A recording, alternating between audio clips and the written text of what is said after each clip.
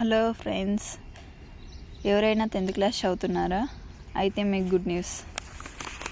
ఈరోజు నేను multiplication division నేర్చుకుందాం. ఓకే, మీకు యూజ్ అయ్యేటట్టు చెప్తాను. నేను ముందు వీడియోలో అడిషన్ సబ్ట్రాక్షన్ చెప్పాను, అది వెళ్ళి చూడండి. డెసిమల్ ముందు వీడియోలో కూడా డెసిమల్స్ అంటే చెప్తున్నాను కదా. ఎగ్జాంపుల్ ఇది చూడండి, న్యూమరికల్గా ఇలా చెప్తారు. డెసిమల్ అంటే a number with a decimal point is called decimal. A number, ఇదొక నెంబర్, ఆ నెంబర్కి డెసిమల్ పాయింట్ ఉంది కదా, దీన్నే డెసిమల్ పాయింట్ అంటారు. కాబట్టి ఈ డెసిమల్ పాయింట్ ఉంటే దాన్ని డెసిమల్స్ అంటారు. ఓకే, మీకు ఈరోజు ఒక కొత్త విషయం చెప్తున్నాను. 10 పవర్స్ వినే ఉంటాం కదా. పవర్స్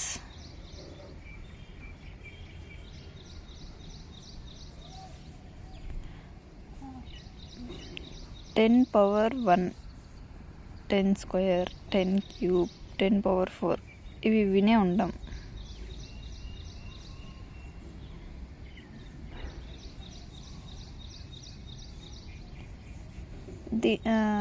దీనిలో ఎలా రాసుకుంటాం?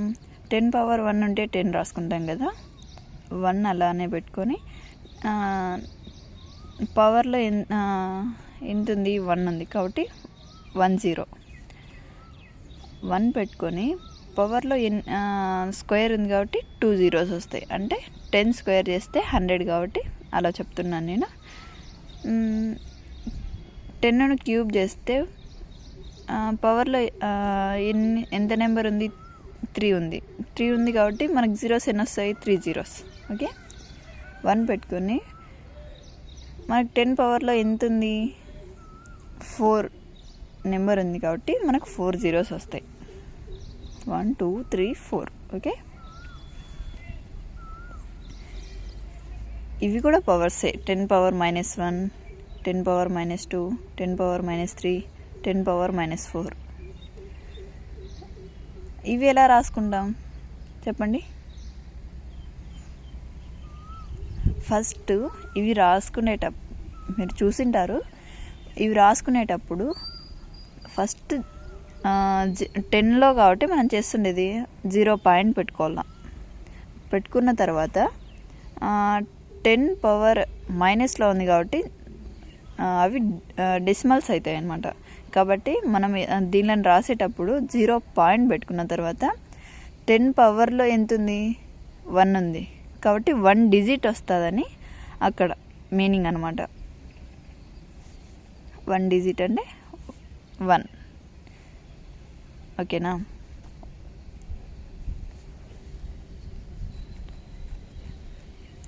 ఇప్పుడు 0 పాయింట్ ఇక్కడ కూడా రాయాలి కదా. 0 పాయింట్ 10 పవర్లో ఎంత ఉంది? 2 ఉన్నాయి.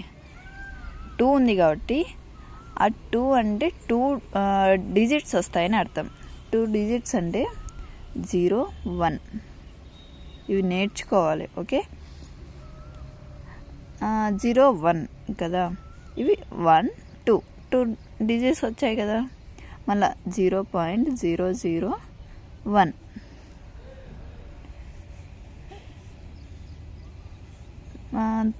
దీని 3 ఉంది కాబట్టి 3 డిజిట్స్. ఓకే, 0.0001. 4 ఉంది కాబట్టి 1 1 2 3 4 డిజిట్స్ వచ్చాయా? అలా మనం నేర్చుకోవాలన్నమాట. దీనిలోనే 10 పవర్లో నేర్చుకుంటే డివిజన్స్ కూడా బాగా వస్తాయి మనకి.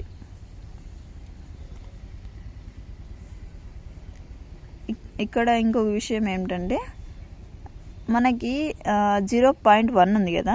1 తర్వాత జీరోస్, ఏ నెంబర్ తర్వాత అయినా జీరోస్ వచ్చాయి అనుకో, ఇట్లా డెసిమల్స్ తర్వాత, అది అన్నోన్, మనకు అవసరం లేదు. డిజిట్స్ ఎంతవరకు ఉంటే అంతవరకు చాలు, ఈ డెసిమల్స్లో కానీ 10 పవర్స్లో కానీ. ఓకే, ఇప్పుడు మన క్లాస్లోకి వెళ్తే మల్టిప్లికేషన్స్.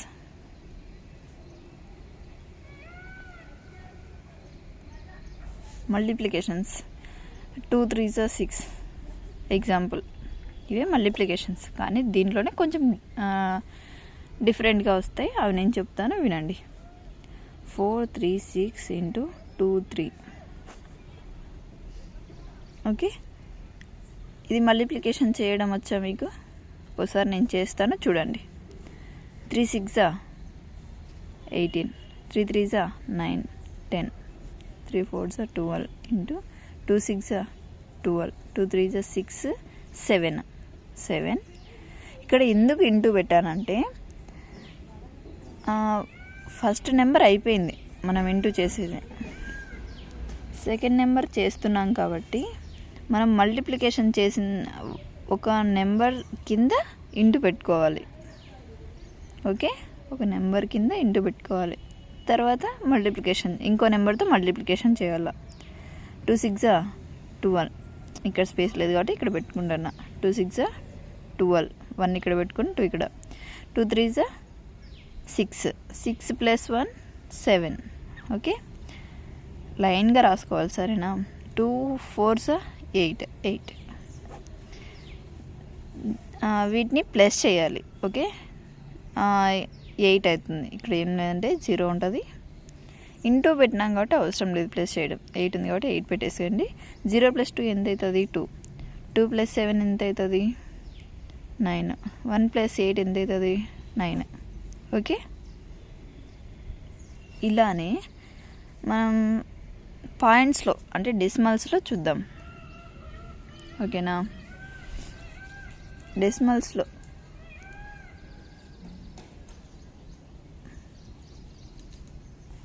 చూడండి. ఎగ్జాంపుల్ ఏంటంటే 2.36 ఇంటూ 3.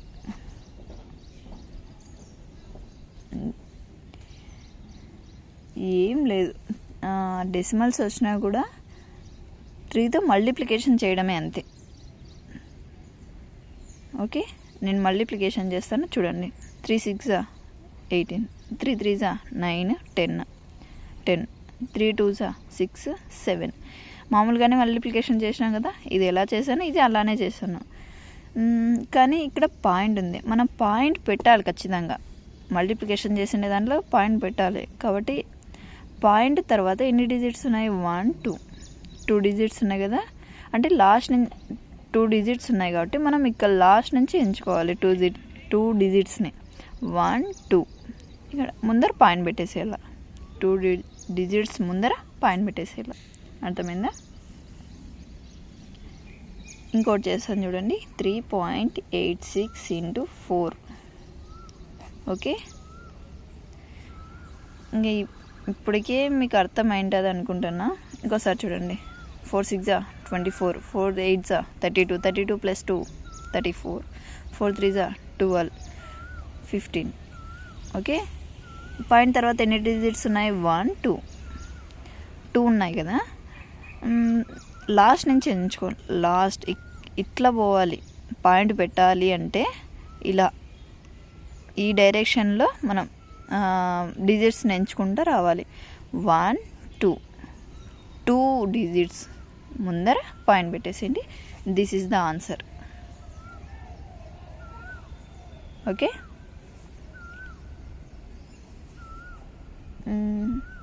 ఇప్పుడు చూడండి. ఇప్పుడు ఇంకొక ఎగ్జాంపుల్ అనమాట ఇది. ఇంకోటి ఇలానే దీనిలాగే కానీ కొంచెం వెరైటీగా ఉంటుంది. చూడండి. 3.86 ఇంటూ 2.4.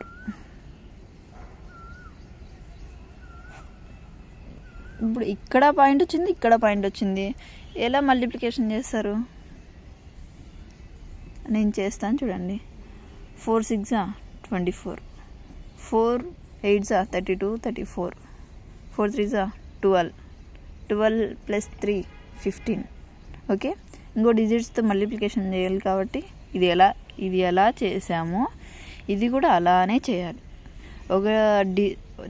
ఒక డిజిట్స్తో మల్టిప్లికేషన్ చేసాం, ఇంకో డిజిట్స్తో మల్టిప్లికేషన్ చేయాలంటే మల్టిప్లికేషన్ చేసిన దాని కింద ఇంటూ పెట్టుకోవాలి. ఇంటూ పెట్టుకున్న తర్వాత 2 6 12 స్ట్రైట్గా రాసుకుంటూ పోవాలి. దానిలో నెంబర్స్ కిందే రాసుకుంటూ వెళ్ళాలి. 2 8 16 17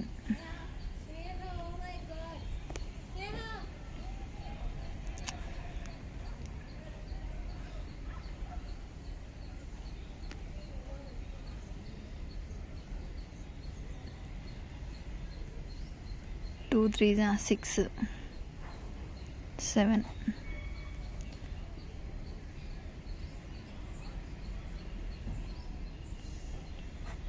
ఇలా చేసాం కదా.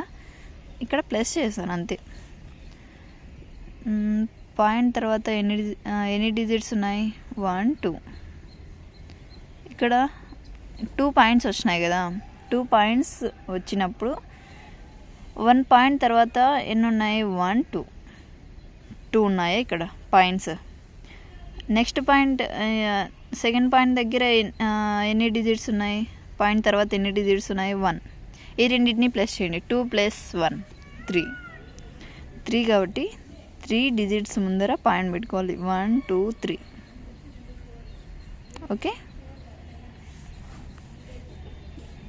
ఇలా చేయాలి. ఇప్పుడు డివిజన్స్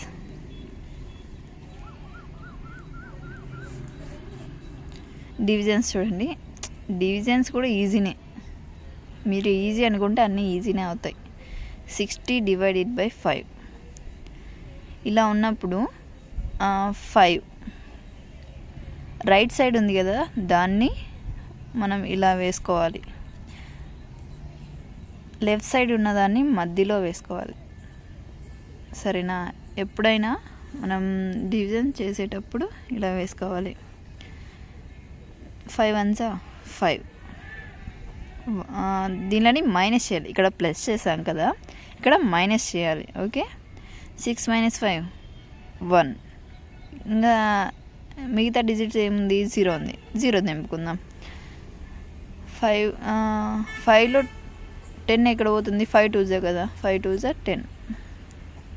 ఓకేనా? దీన్ని కోఎఫిషియంట్ అంటారు, దీన్ని రిమైండర్ అంటారు, దీన్ని డివిజర్ అంటారు, దీన్ని డివిడెంట్ అంటారు. ఓకే,